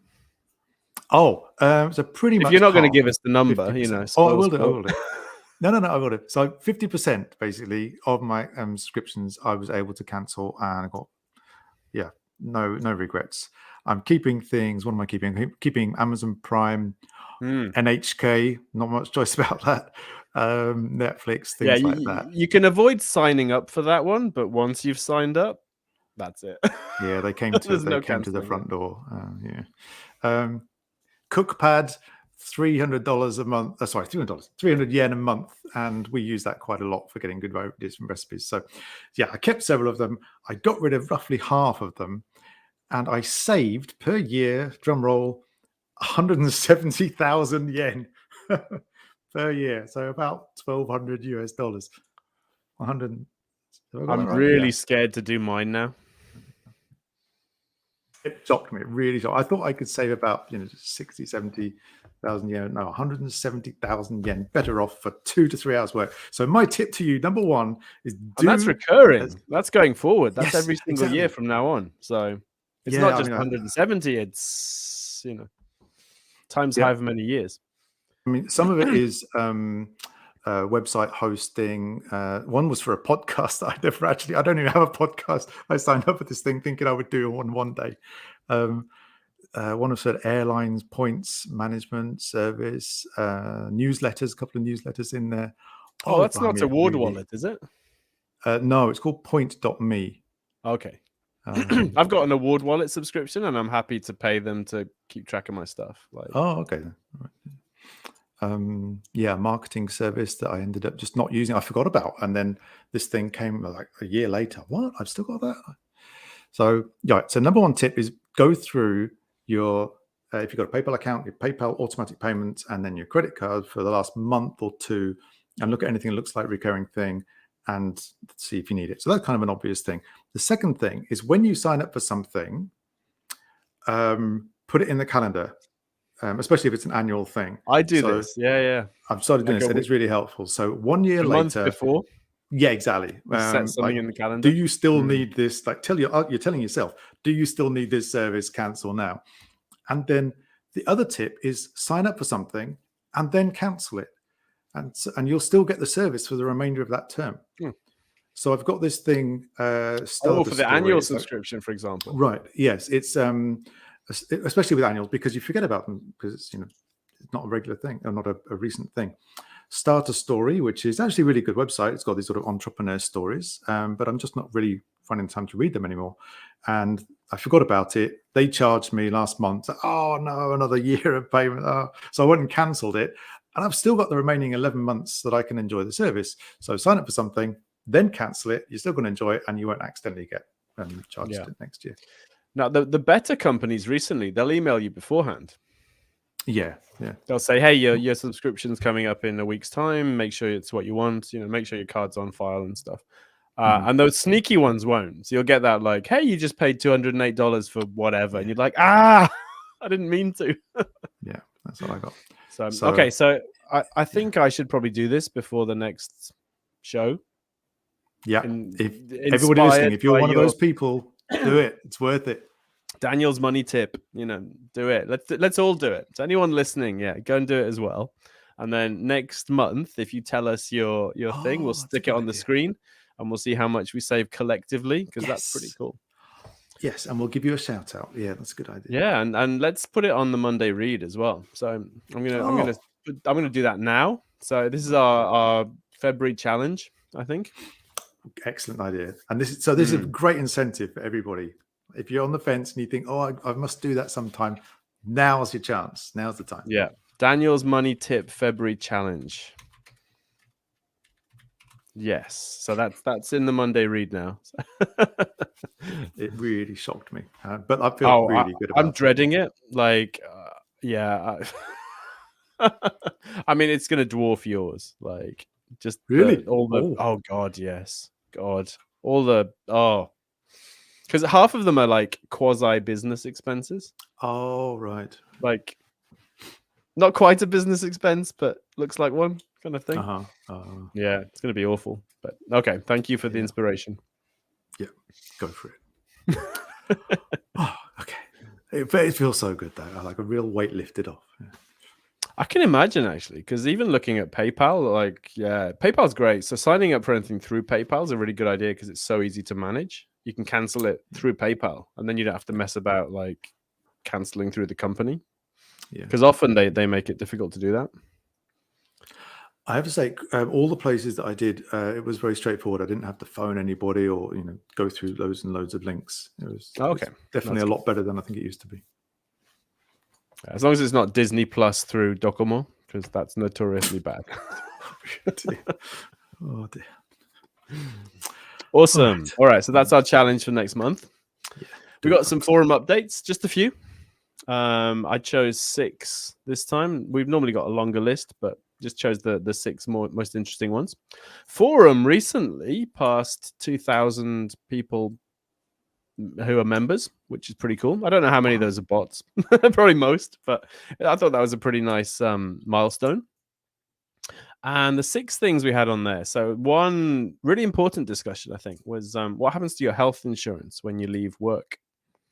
So if you're, an employee, you're on Shakai Hoken, your employer is paying half your healthcare and you're paying the other half. When you leave that work and you either retire or you stop working or you become self-employed, often it's much cheaper to stay with your employer's health insurance.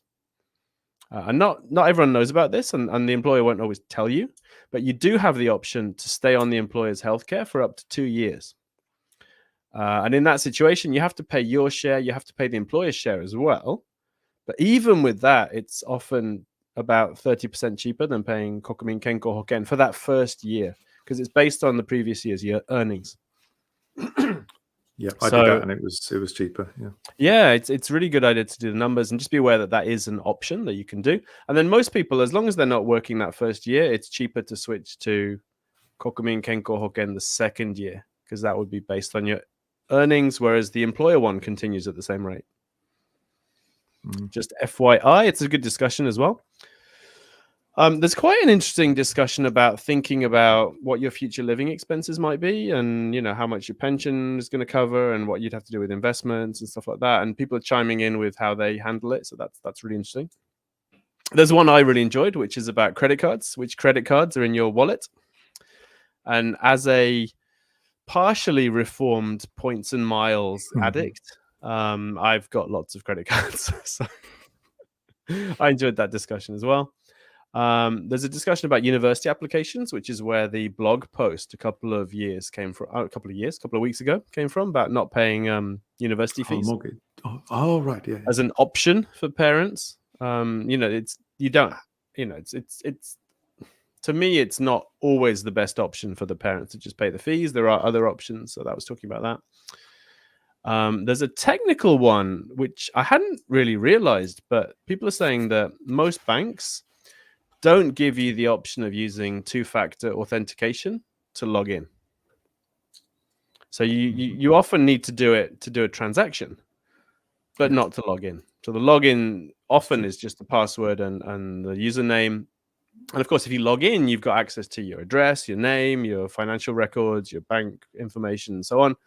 So that's kind of seems a bit less secure than it might be, which was a really interesting discussion. And I hadn't realized that, Shinsei is like that. So it's really easy to log into Shinsei, and only if you want to make a money transfer do you have to use the app or the code card or whatever.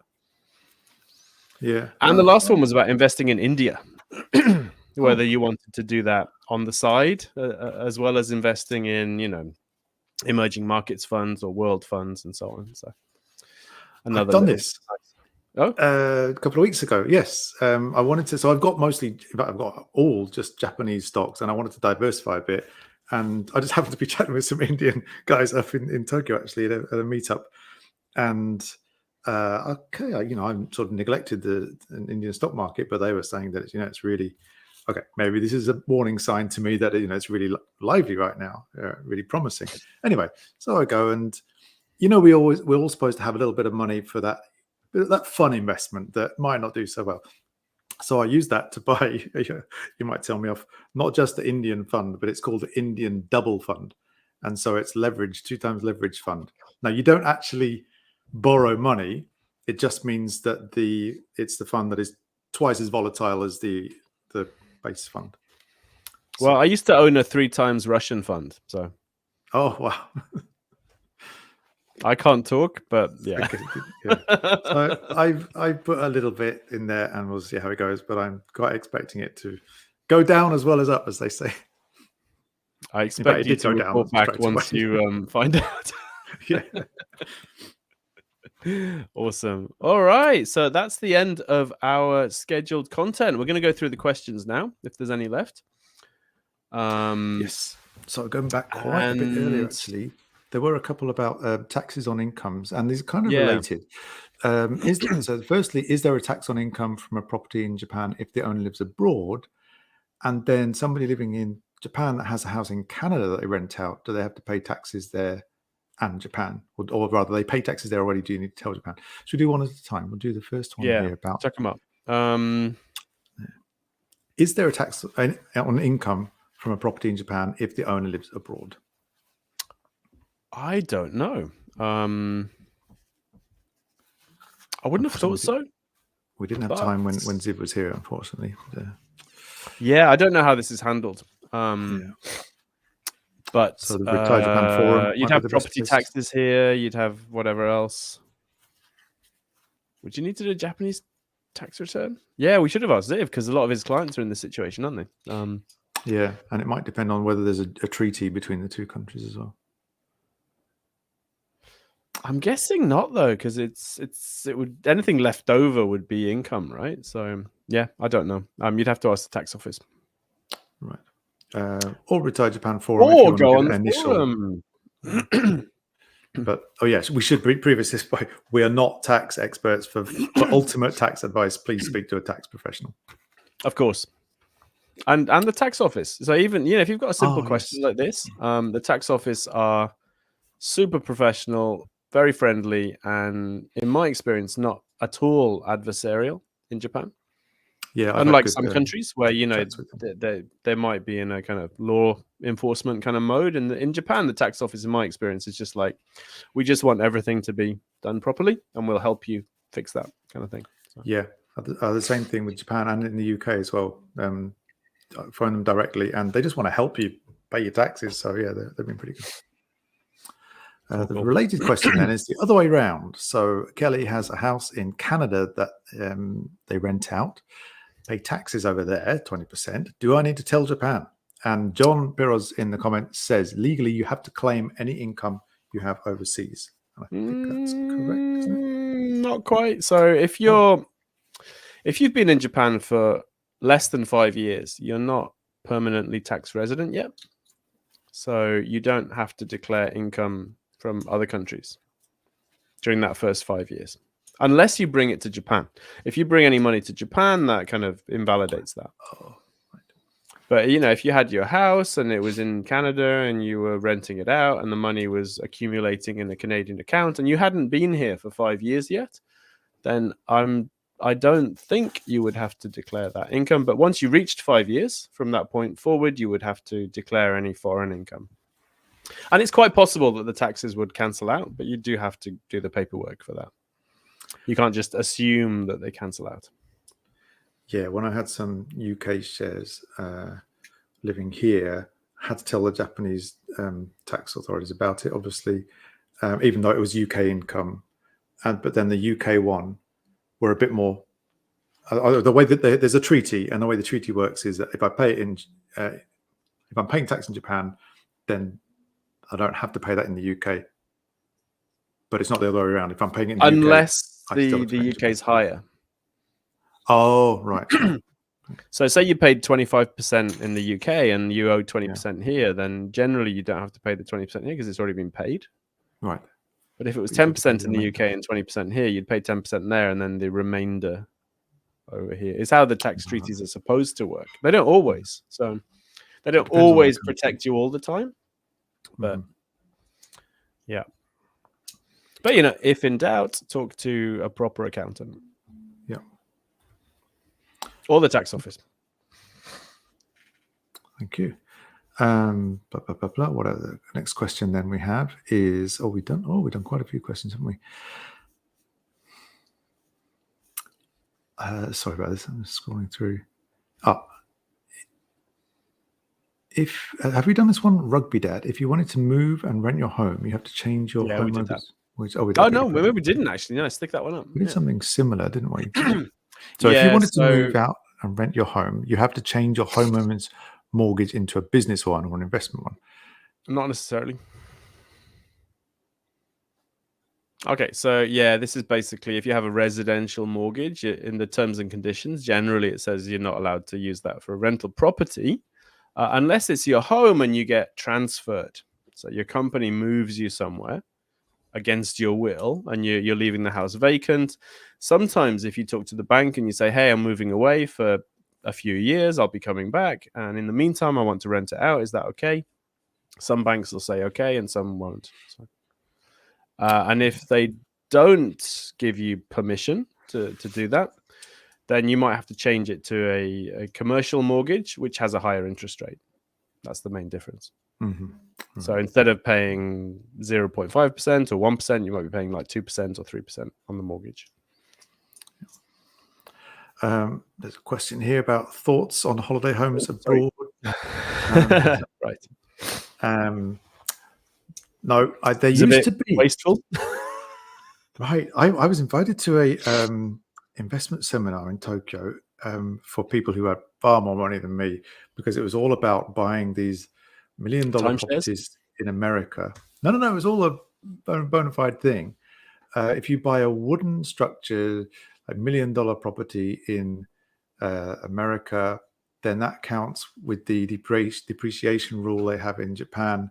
And so you can effectively offset all your Japanese taxes through buying the right kinds of property in America. And these they closed that loophole like 2 years ago. Right. Yeah, it's not there anymore. But all these super rich people in the room were basically not paying income tax through this loophole. My jaw dropped.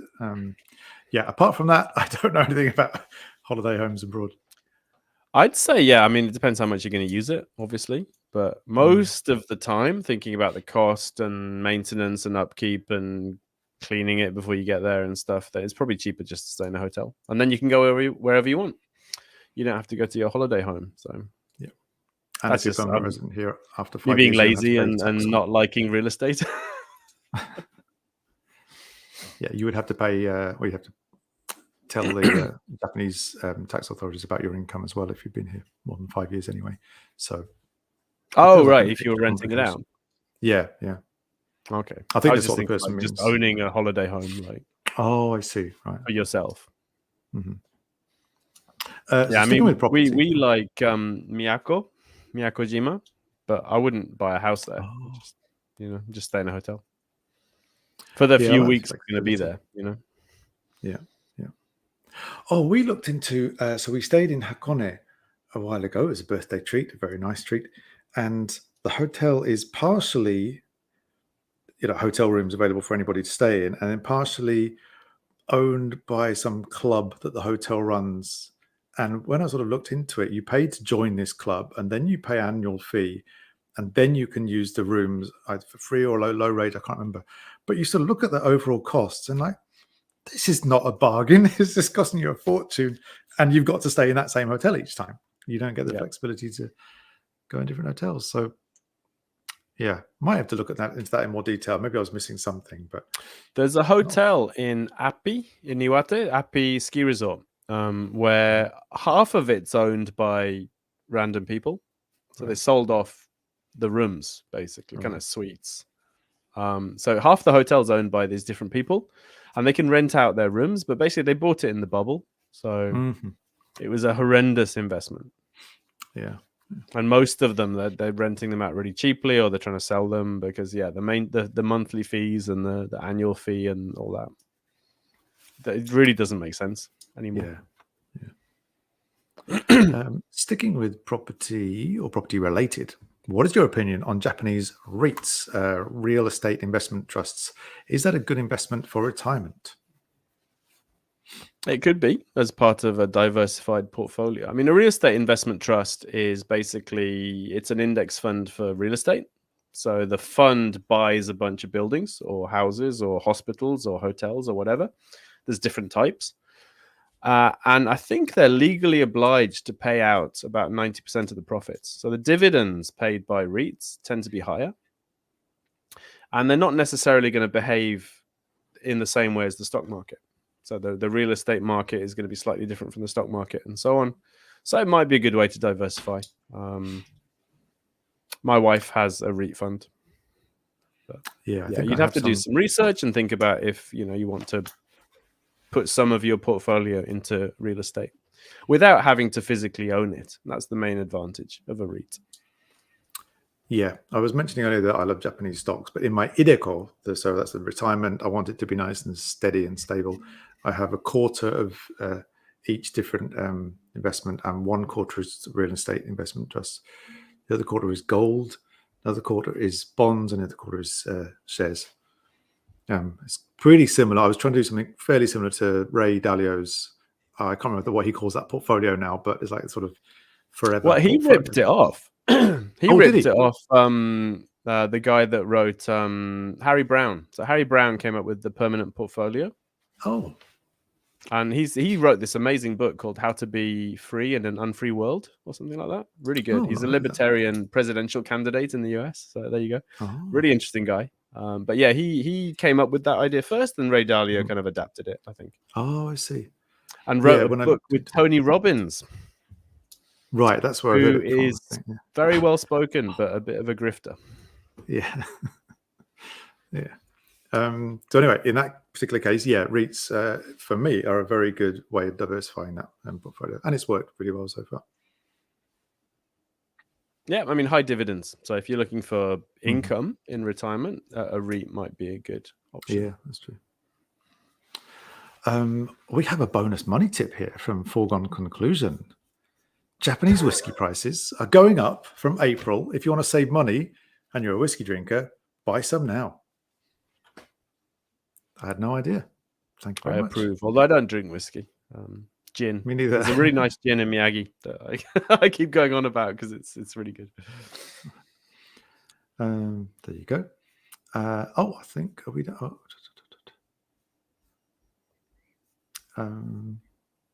I think that's all the questions. Oh no, we have another question from Foregone Conclusion again.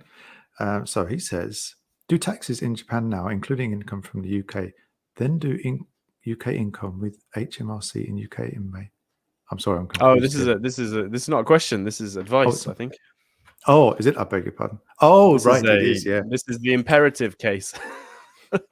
do your taxes in Japan now, including income from the UK, then do your UK income with HMRC in the UK in May, then revisit Japan tax authorities for any adjustment.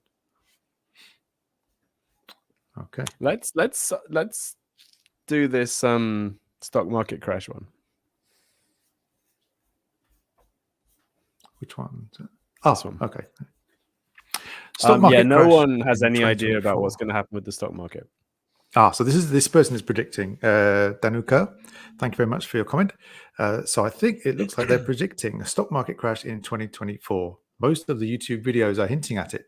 Should I keep buying Emaxis Slim, S&P 500, or diversify with Indian stocks and Chinese stocks or any other strategy? I personally like to buy the world stock market rather than just the S&P 500, which is it's a huge portion of the American and thus the world market, but it's still limited to big companies. So you're missing out on smaller companies, you're missing out on other countries, including India and China, which would be included in the world stock market. So personally, I find that diversification useful. But in terms of there being a stock market crash in 2024, no one knows. And the only reason people are making YouTube videos about it is because they're easy to click on. Yeah, lots of views.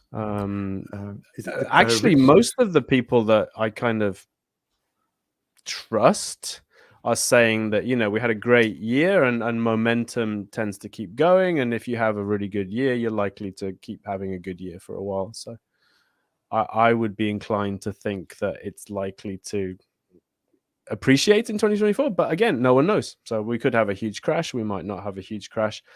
It's better to have an idea of what you want to do long term with your investments and not worry about what might happen this year. Rich Dad, Poor Dad guy, what's his name? Kiyosaki. Right, yes. He keeps putting out videos about some big crash coming, and that's for a few years now, and I haven't seen one. And then he's predicted 13 of the last 2 crashes. Well, and Michael Burry, I think it is, who's the guy who predicted the big 2008. Oh no, there was a big property, the real estate. Big Short was collapse. based on his life, right? Great film, great film. He's also predicted more crashes, and I don't think any of those have really turned out. So, yeah, I have trouble sort of believing any predictions now. But the second half of your question, should you diversify? Yes, whether a crash is coming or not, because you don't know what's happening. So, yeah. Well, I mean, there is a chance that America is going to continue to outperform. At which point, maybe it would have been better to stick with the S&P 500. So it can go both ways. Yeah.